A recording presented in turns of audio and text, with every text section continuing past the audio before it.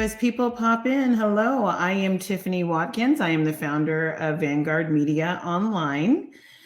I am also a co-host of Bridges, Courageous Conversations about Race, Equity, and Inclusion. Hi, Melissa. I am usually accompanied by Miss Kindness, who cannot be here today. So we'll miss her, but we're going to still do her justice by having this conversation. And today, in line with the main event, we'll be talking about psychedelics and their history and how they are intertwined with the Black and Indigenous communities. So again, I say, if anyone would like to pop up here and have this conversation with me, ask questions, share your experiences, that is what this conversation is for.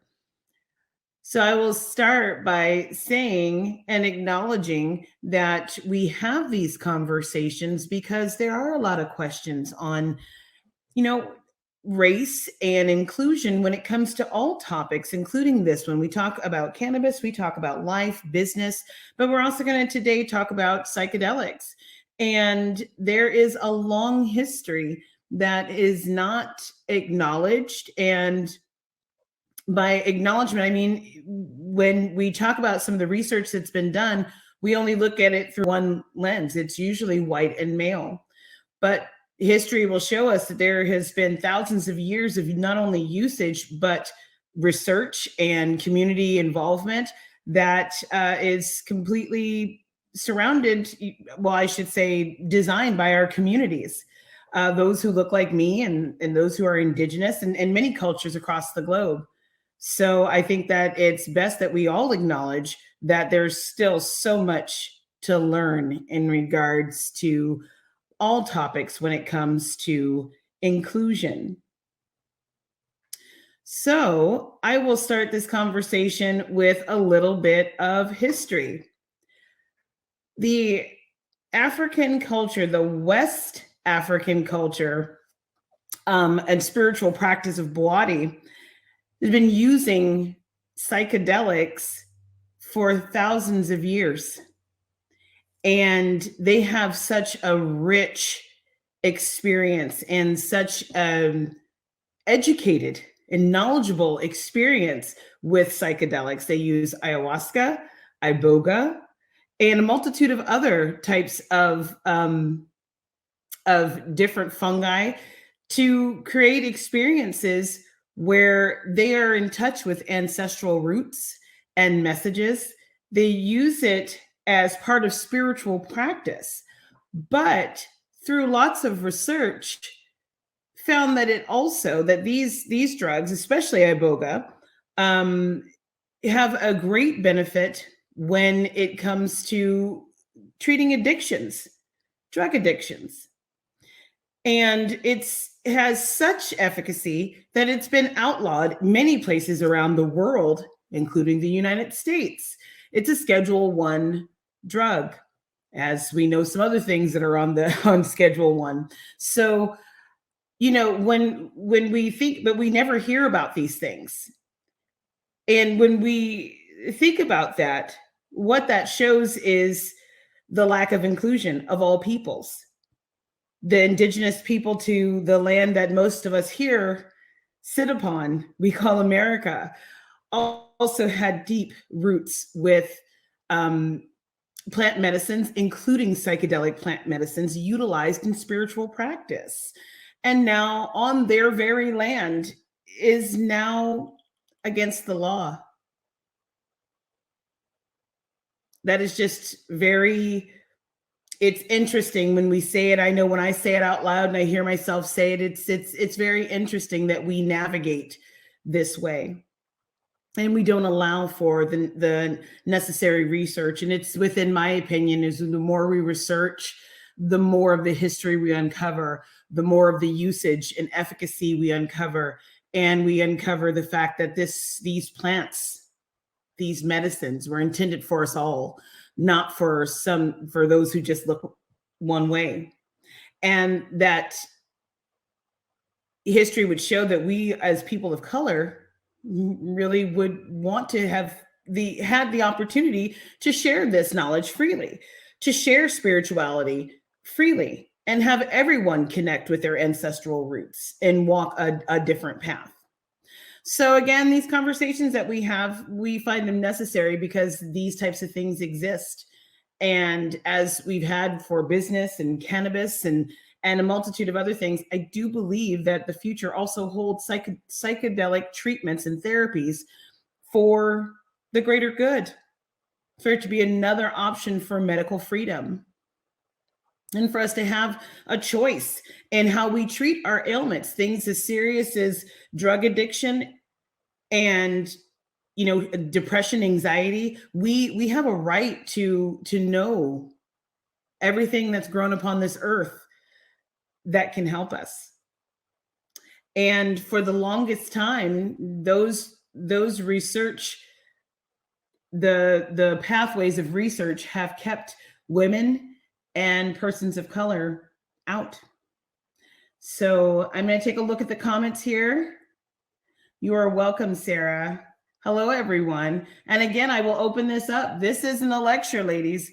This is a conversation. So I'd love to have anyone who would like to ask questions or share their experience come on up and share the experience. I'll actually I'll pull a question out there. How many in this room right now have utilized psychedelics for fun, for treatments, just because? Hey, Jasmine.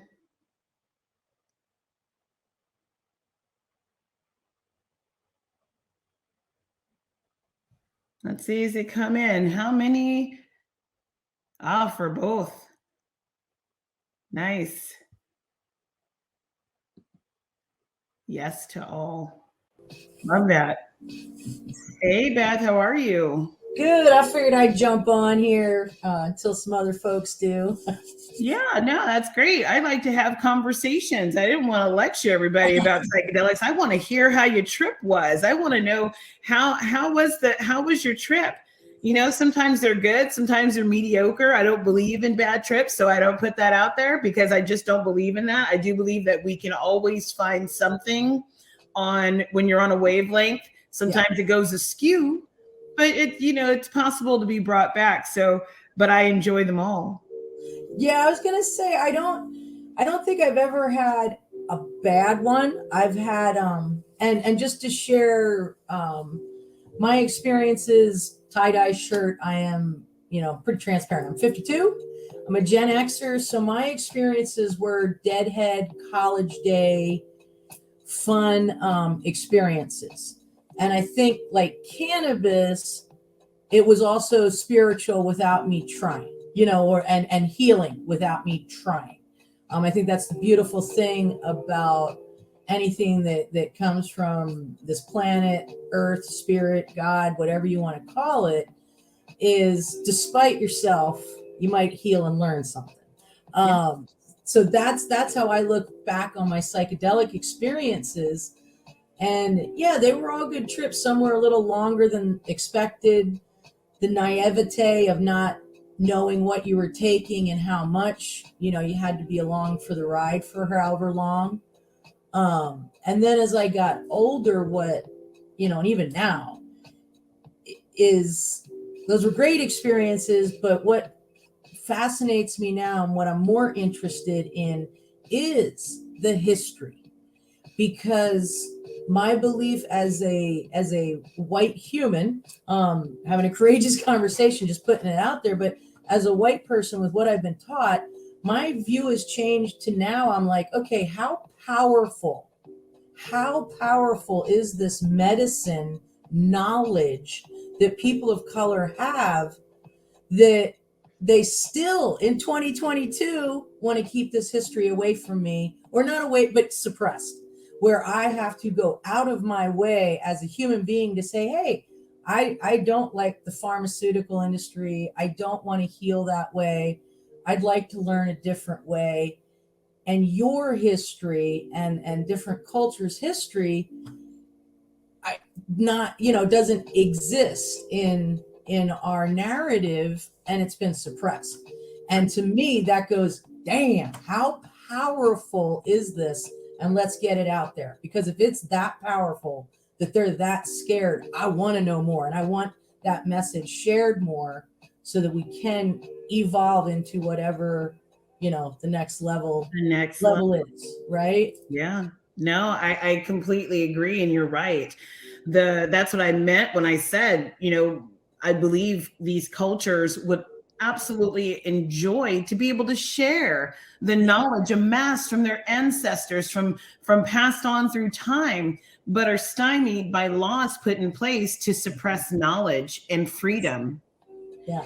And it may fall upon shoulders of folks who look like me, but it affects us all on the planet because others do not get to have be enriched by the knowledge. Right. They don't get to have it because there's a barrier in place, and right. We don't get to share it because there's a barrier in place. It's a lose-lose. And we have to all wonder, what is there that's gained? And it is my opinion that it is the monies from pharmaceutical medicines. And I say it's a lot of people's opinion, and I know that, but I'm going to claim it for myself so that I do not implicate anyone. But it is my belief that it is because our powers that be are interested in keeping us unwell. Yes. And keeping us on a pathway of addiction and a pathway of need so that we've given up all of our freedoms. And the biggest one to me is our medical freedom. We are from the earth, and this earth protects us and gives us everything that we need in order to treat every ailment that we have. Yes. And we've been really brainwashed into believing that it is the other way around. And so that's why these barriers exist. And I'd love to see some change in that. Absolutely. Yeah. No, I agree. We need to help make, but like you said, I agree. And I think the other thing that's happened is once you get to a certain level, it's a spreadsheet. There is no humanity. Right. And I'm not saying those are evil people looking at those spreadsheets, but that's what it is. They are looking at numbers in a spreadsheet at a certain level on everything. I mean, you can look up, I forget what website it is, you can look up the value of a human life, the value of a tree. They have a dollar amount. And by they, I mean those way richer than us, those that don't live in our realm, right? But that's the disconnect, and that's why I like seeing more community. Because I think that's the only way we can beat it. If they're only looking at spreadsheets, right? And I'll own that cancer has become a spreadsheet. There are, cure is a strong word. There's better ways to resolve cancer. There are much better things going on that aren't being shared, because my goodness, cancer is a multi-trillion-dollar industry that if it was cured tomorrow, they're not going to let that simply because of the money. So anyway, I'll get off that soapbox because I see we have other people wanting to talk about their stories, and I don't want to take up too much. No, you're perfectly fine, and you're 100% correct. I definitely agree with that. Hi, Sam. Hi. Oh my, hold on a second here. You're good. We got a little echo. Sam's mic is on psychedelics. Yeah. The best way to try psilocybin for the first time. I get a question out here. I love that question. I'll pop in with, because I absolutely love it. It's tea, making a low dose tea to have a really calming experience. And just, I like to sit on the ground. Cup of tea in my hand, and sip until, I don't know, I start to feel the elevation, and it's very slow. When I was younger, because I'm also a Gen Xer, when I was younger, we didn't care about dosage. We ate the mushrooms. We were just like, we chew on the mushroom, swallow it down, drink some water or whatever beverage was in our hand, and then just ride the ride. But at my age, I have found the value in slowing down and curating the experience for myself. And I found that a nice tea is very calming and lovely. But that's just me. I don't know about Sam and Beth. I love that.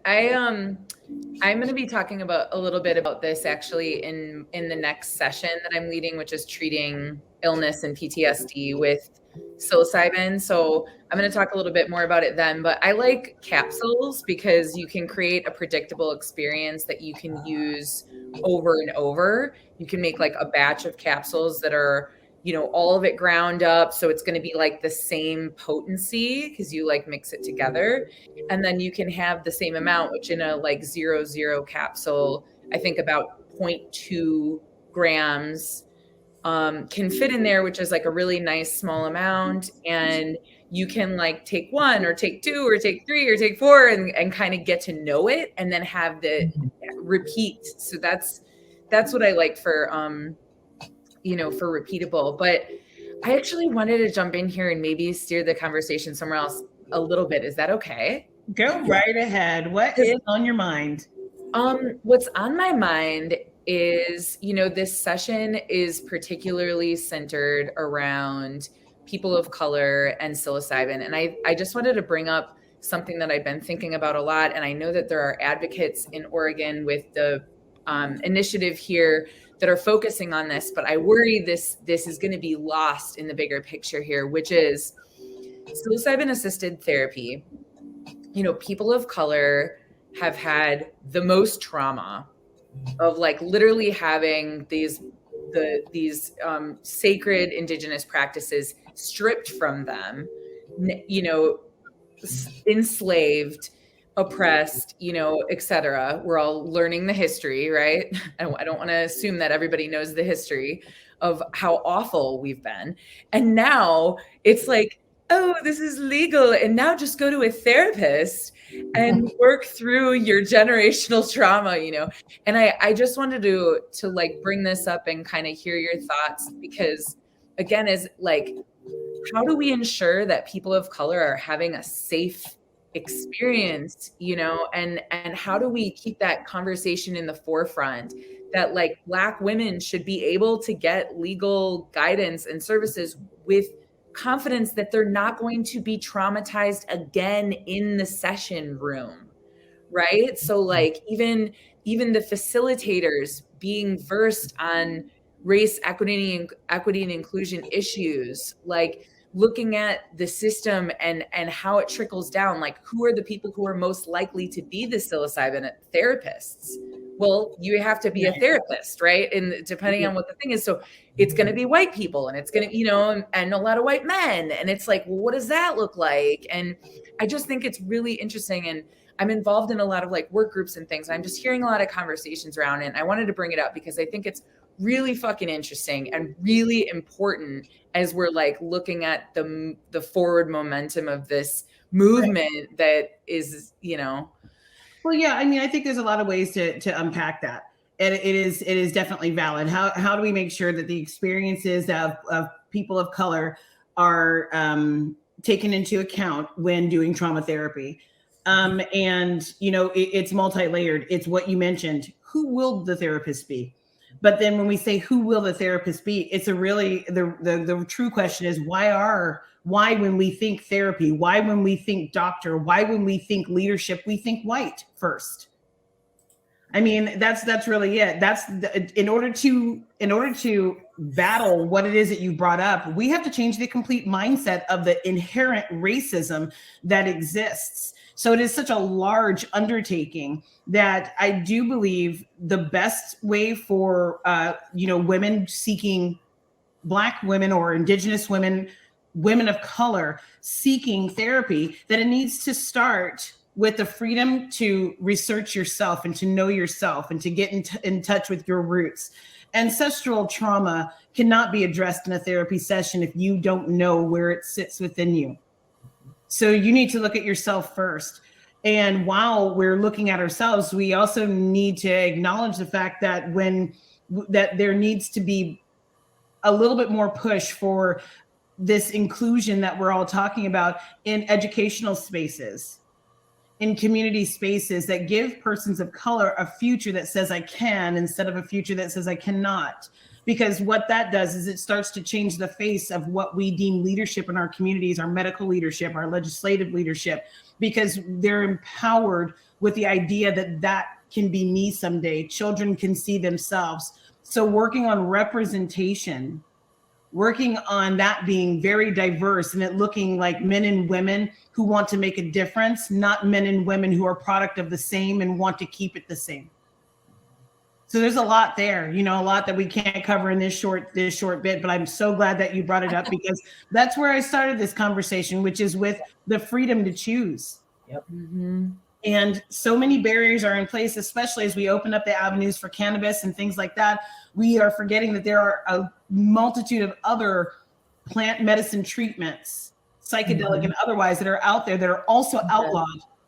And barriers are in place so that people who have the knowledge and who is within their blood and within their ancestral line to have that knowledge are not allowed to share it. Mm-hmm. And so as long as that sits, that changes everything. We start to remove these barriers and there's no, just like what Beth was saying, the power that is going to come through is going to be monumental and it's going to affect so many people's bottom lines. And that's what everyone's afraid of. Ooh, I mean, like, what excites me beyond belief here is it's the personal revolution, right? Like you were saying, I love that you addressed that has to be a part of it, regardless of who you are and who your background is. You're taking ownership for your own experience when you embark upon this journey with plant medicine.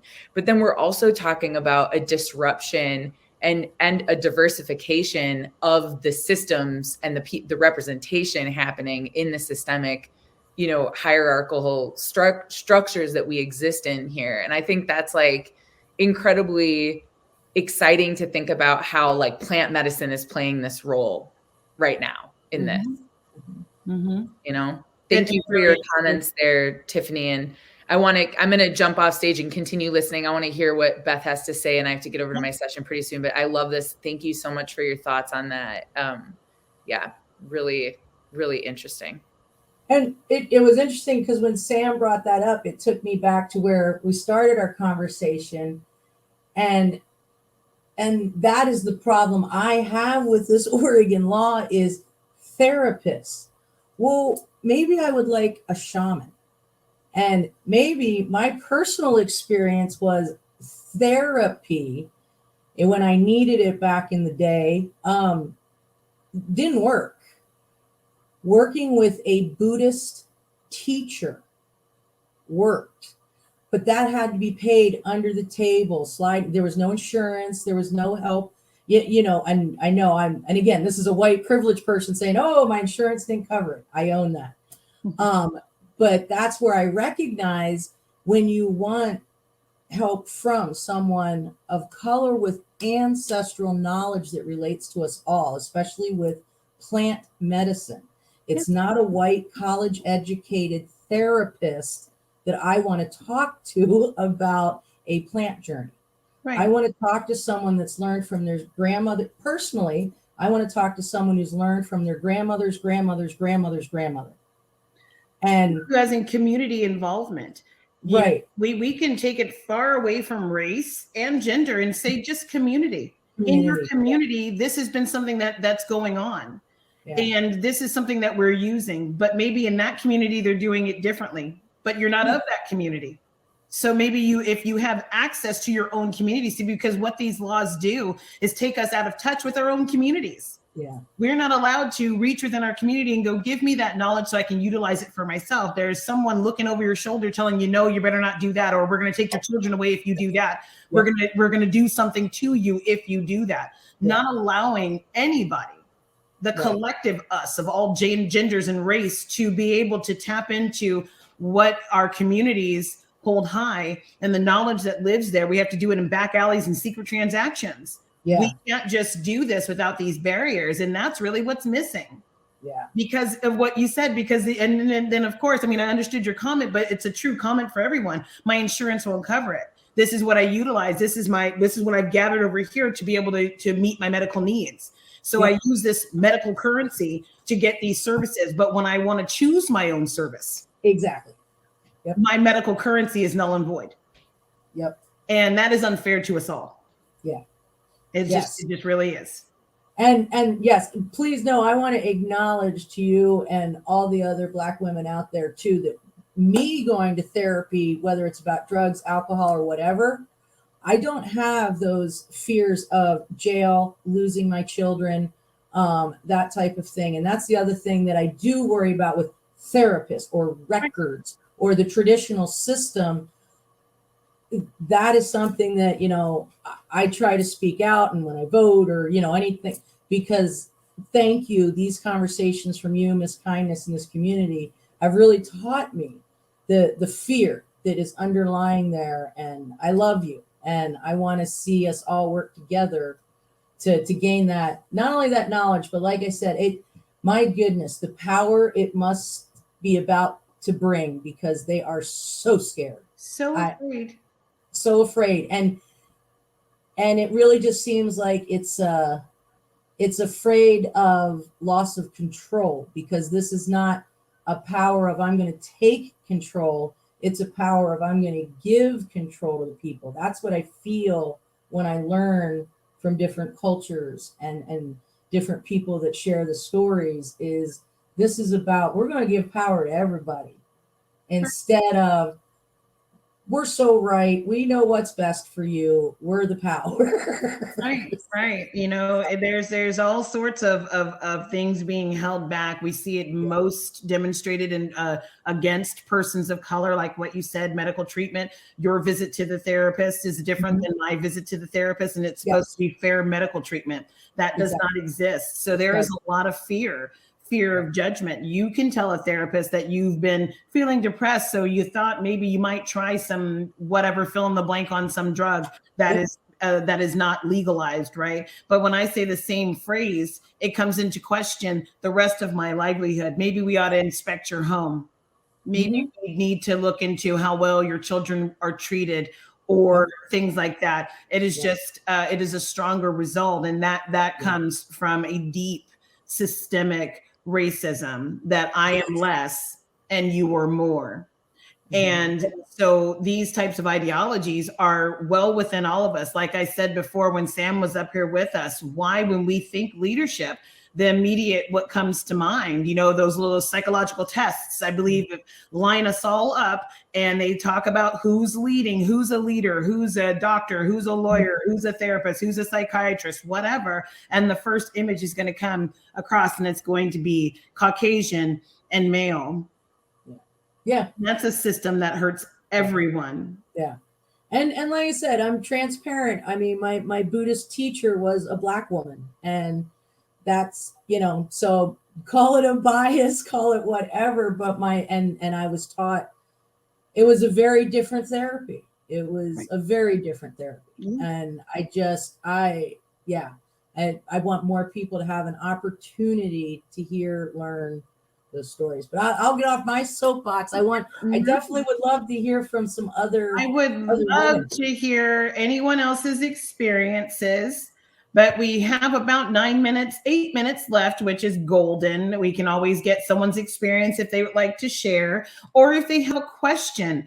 It's always open for someone to ask questions in a safe place where your question will not be judged. We don't all know about each other's cultures. If there is something I can answer for you, I am 100% dedicated to making sure that I give what I have and know to the best of my abilities. So think about that for a couple of minutes and pop up or put your question in the chat area. I see Heather is popping up here on stage. There she is. Hi, Heather. There we go. Now you can hear me. Can you see me? I see you too. What's your question? I just thought I'd pop in and just sort of share my microdosing experience. So I guess, Gen Xer, of course. I don't know. I just feel like everybody else is Gen Xer. So and I dabbled a bit in college, and my first mushroom psychedelic experience was amazing. And I'd really never, even to this day, kind of never really had another experience quite like that. I could never really get the dosing right. It's like somebody said, we were just like, whatever, I'll just eat it, chomp it down, drink it with some Kool-Aid. Just can't even believe it, right? So as an adult, as a responsible consumer now, I had some mushrooms and I didn't know what to do with them. And I was afraid to do too much. And so I found this really cool, like, microdosing calculator and put in my weight and what a lightweight I am and all of that, and found like a great dose, and probably have done it about 4 or 5 times now. But here's what I do. I make some really great tea about 9 o'clock at night. And then I'll steep it and do all the things. And then I'll drink it. And y'all, I'm pretty ready for bed. So like, I will get into bed and I will get cozy in bed, and the colors may be a little bit more fun. I will definitely smoke and partake and make sure that I'm feeling nice and balanced. And then I have found these really cool drone videos on YouTube, and of like walking through a redwood forest. So I'll watch these drone videos of being in nature, microdosing, and I'll put a little worship music in the background. That really helps me too. And then I'll just go to sleep, and like, I'll wake up the next day and feel like amazing and just feel renewed and refreshed. And it stays with me like a month, 6 weeks. You know, it's not like I'm flying high or anything, but I know that my brain has had a nice little treat. And anyway, that's what I like to do. And so I thought I'd share that. Thank you. Thank you for sharing your experience. Because there's been a couple questions out there. Like, where do we start? You know, so thanks for sharing that. It sounds like you're having wonderful experiences. Thank you. And thanks for this conversation. Appreciate it. Of course. Thanks. All right. So we only have about 5 minutes left. And if anybody else has a question or wants to share an experience, you go ahead and pop that into the chat or pop up and ask the question, as I will just take a couple of minutes here to close us out. Just going to wait a couple of minutes and see if anyone has any further questions. Ooh, I'm seeing a very nice experience here in the chat. Someone saying, oh, that your daughter guided you through. That's lovely. That is lovely. All right. Here we are. Hi. Hi. Is your name Sean? Yes. Okay. I don't hear you. I think it might be a connection issue. There you go. Nope, I guess we lost you. Okay, well, Shauna, thank you for coming up, but we lost you, and it's just about that time that we close out. Thank you all so much for having this conversation with me. I like to keep it fun. I don't like for it to be too heavy, but I think we did cover a bit of what we all know and what we all want changed. We would like to see these systems that are in place to keep us back, to keep us away from medical freedom, to keep us away from our communities, and of course, to keep persons who look like me, the Black and Indigenous persons of color, to keep us in our place. We'd like to see those things removed. Our place is every place. Everyone belongs in this place we call Earth, and we need to completely be working to bring that forward. And the only way to do it is to have these courageous conversations. And I would urge you to participate, ask questions, become enlightened. It's okay not to know. It's just not okay not to inquire. So keep that in your mind and in your hearts. And we'll see you next time. And definitely tune in to Everything Bridges.